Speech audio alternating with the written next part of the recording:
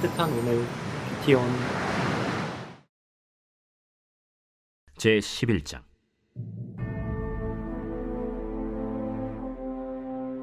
아하시아의 어머니 아달랴가 그의 아들이 죽은 것을 보고 일어나 왕의 자손을 모두 멸절하였으나 요람 왕의 딸 아하시아의 누이 여호세바가 아하시아의 아들 요아스를 왕자들이 죽임을 당하는 중에서 빼내어 그와 그의 유모를 침실에 숨겨 아달랴를 피하여 죽임을 당하지 아니하게 한지라.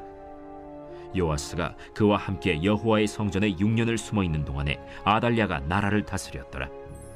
7째 해에 여호야다가 사람을 보내 가리 사람의 백부장들과 호위병의 백부장들을 불러 데리고 여호와의 성전으로 들어가서 그들과 언약을 맺고 그들에게 여호와의 성전에서 맹세하게 한 후에 왕자를 그들에게 보이고 명령하여 이르되, 너희가 행할 것이 이러하니 안식일에 들어온 너희 중 3분의 1은 왕궁을 주의하여 지키고 3분의 1은 수문에 있고 3분의 1은 호위대 뒤에 있는 문에 있어서 이와 같이 왕궁을 주의하여 지키고 안식일에 나가는 너희 중 2대는 여호와의 성전을 주의하여 지켜 왕을 호위하되 너희는 각각 손에 무기를 잡고 왕을 호위하며 너희 대열을 침범하는 모든 자는 죽이고 왕이 출입할 때 시할지니라.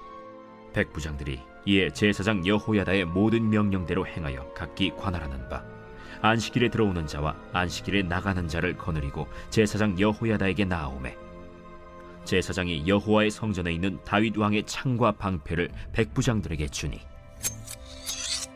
호위병이 각각 손에 무기를 잡고 왕을 호위하되 성전 오른쪽에서부터 왼쪽까지 제단과 성전 곁에 서고 여호야다가 왕자를 인도하여 내어 왕관을 씌우며 율법책을 주고 기름을 부어 왕으로 삼으매 무리가 박수하며 왕의 만세를 부르니라. 7월 15일 큐티온을 기도로 시작하겠습니다. 사랑과 은혜 아버지 하나님 감사합니다. 오늘도 말씀 앞으로 나아갑니다. 이 말씀이 나를 살게 하는 오늘 하루 될 수 있도록 인도하여 주옵소서. 감사드리며 예수님의 이름으로 기도합니다. 아멘. 유다왕 아하시아의 어머니이자 아합의 딸인 아달랴가 자기 아들이 죽은 것을 보고 태후로 섭정하는 것이 아니라 왕의 자손을 모두 죽이고 왕이 됩니다. 스스로 왕이 되고 맙니다. 하나님께서는 사무엘하 7장 16절에서 나단 선지자를 통해서 다윗에게 내 집과 내 나라가 내 앞에서 영원히 보존되고 내 왕위가 영원히 견고하리라 말씀하셨습니다.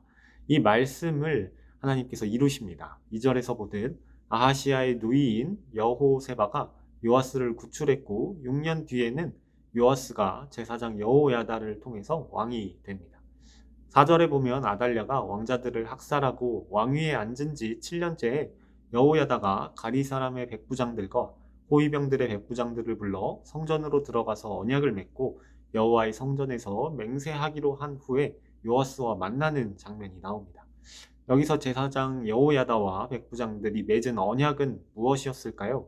단순히 요아스가 살아있음을 아달랴에게 발설하지 말라는 내용만은 아니었을 것입니다. 이전에 하나님께서 다윗 왕과 맺은 언약이 포함되어 있었을 것이라는 것을 우리는 상상해 볼 수 있습니다. 제사장은 하나님께서 다윗과 맺은 언약을 상기시켰을 것이고 그 언약을 이루기 위해 백부장들에게 요아스 편에 설 것을 맹세하게 했으리라 추측해 볼 수 있습니다. 결국 그들은 하나님이 세운 바른 왕을 위해 싸우고 직무를 감당함으로 귀한 인생을 살게 됩니다. 5절부터 8절까지는 여호야다가 요아스를 왕으로 옹립하기 위해 뜻을 같이 하는 자들에게 임무를 부여하고 있습니다. 이들 중 어떤 이들은 왕궁을, 또 어떤 이는 수르문과 뒷문을 지켜야 했습니다. 또 성전을 지키는 사람과 요아스를 호위하는 사람들이 나뉘어 있었습니다. 이들은 모두 다른 역할을 부여받았지만 한 가지 목표를 위해 희생하고 헌신했습니다. 바로 하나님의 뜻 가운데 아달랴를 왕위에서 몰아내고 하나님의 언약에 합당한 요아스를 왕으로 세우는 일이었습니다.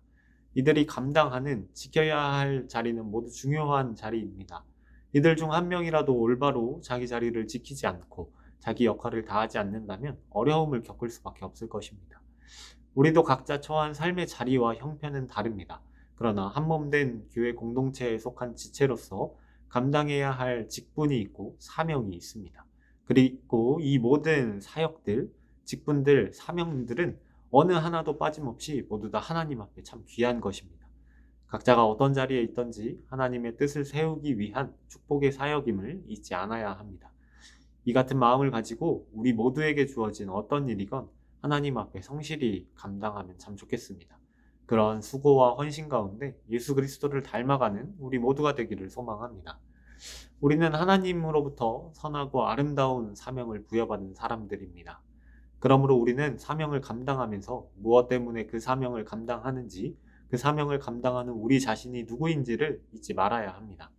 우리는 하나님의 사람입니다.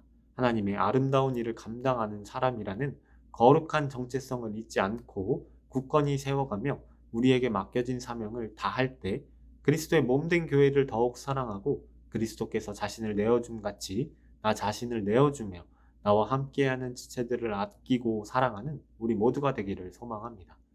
오늘의 묵상 질문입니다. 하나님의 선한 뜻 가운데 내가 다짐하고 헌신할 일은 무엇인가요?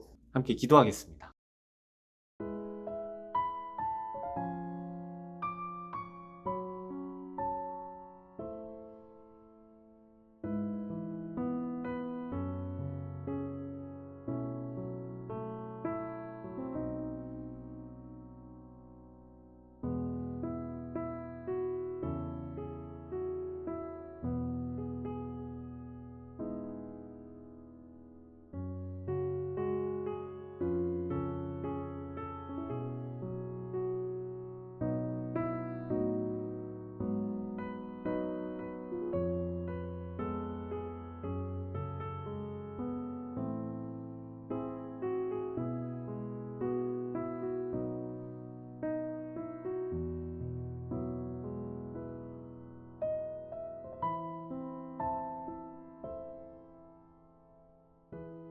하나님, 우리를 선한 뜻 가운데, 계획하심 가운데 우리를 이끄시고 사명을 부어주셨습니다.